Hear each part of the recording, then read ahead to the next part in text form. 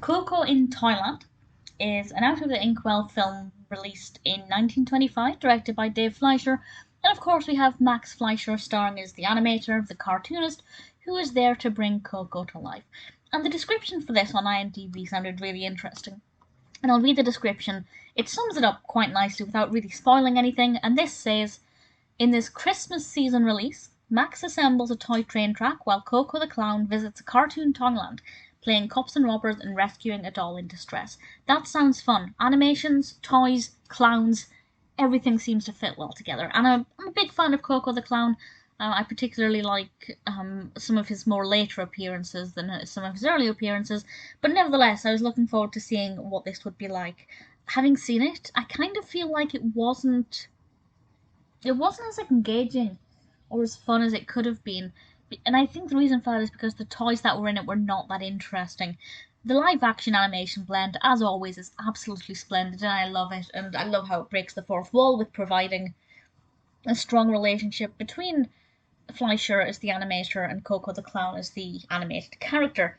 And some of the actual animation itself was very good. There's one bit where Koko seems to have multiple heads. It's just a subtle thing that I just really enjoyed. I thought that worked quite well. I love watching Fleischer drawing in the various aspects of the scenery. But where it let itself down for me is the design of the toys. We have all of these kind of action figures, where Koko is playing, as the description suggested, cops and robbers. And to be honest, I didn't really like the design of those toys. I didn't find them to be very effective or very appealing. They looked a little bit too not like toys. That, to put it blunt, they didn't look like toys to me. They just looked like animated characters.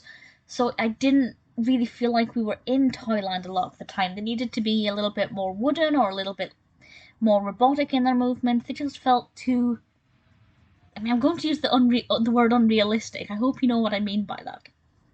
I just wasn't convinced that they were toys. But, the pacing of the narrative was fine. The actual quality of a lot of the animation was up to its usual standard.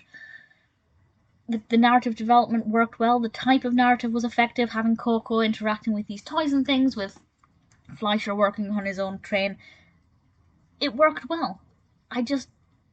It wasn't what I was hoping for, and I don't think the toys looked enough like toys for me to kind of enjoy that childlike innocence and the element of play and fun that it should have been representing.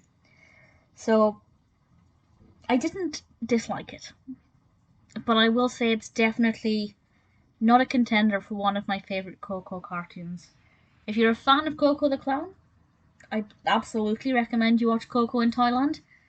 But if you're not that bothered about Koko the Clown, or if you've never seen any of his cartoons before, don't make this the first one you watch. It's not what I was expecting, and certainly not what I was hoping for.